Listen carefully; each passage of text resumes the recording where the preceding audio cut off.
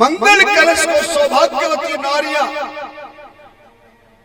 सिर पर रख करके समस्त नगर के नर नारियों के साथ में और मूल ग्रंथ को यजमान सिर पे रखकर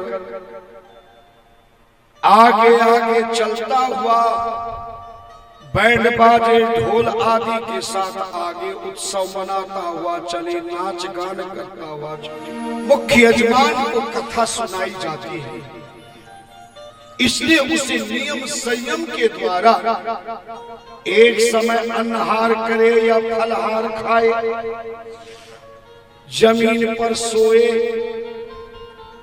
ब्रह्मचर्य का पालन करे। ब्रह्मचर्य का पालन करते नहीं कि पति पत्नी का ही होता है। अगर मुंह से कोई गंदी बात निकाल दी तो ब्रह्मचर्य समाप्त हो जाएगा।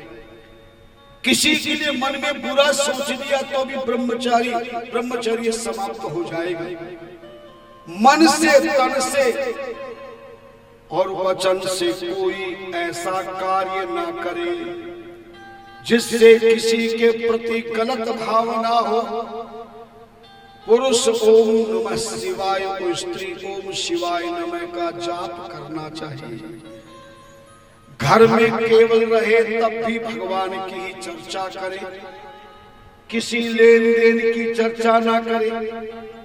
मन में कभी ये भी दुख ना आवे कि राम राम मैंने तो काम करा दिया लेकिन बड़ा खर्च हो गया है। अगर यजमान के मन में जरा भी गलत भावना आ गई तो इसी के आने का ही मतलब है कि ब्रह्मचर्य खंडित हो गया।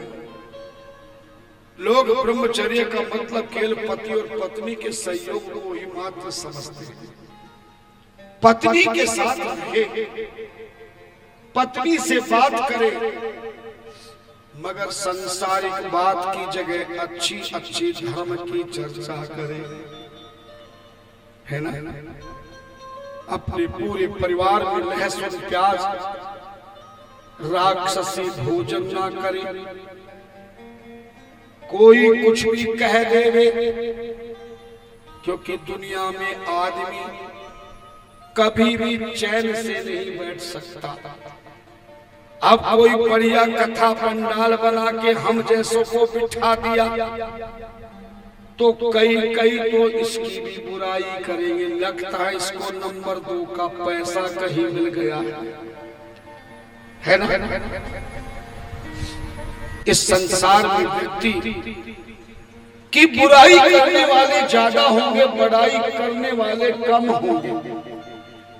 लेकिन कोई कितनी बड़ाई करे तो अभिमान में ना आवे और बुराई करे तो क्रोध ना करे, शांत वातावरण रहे।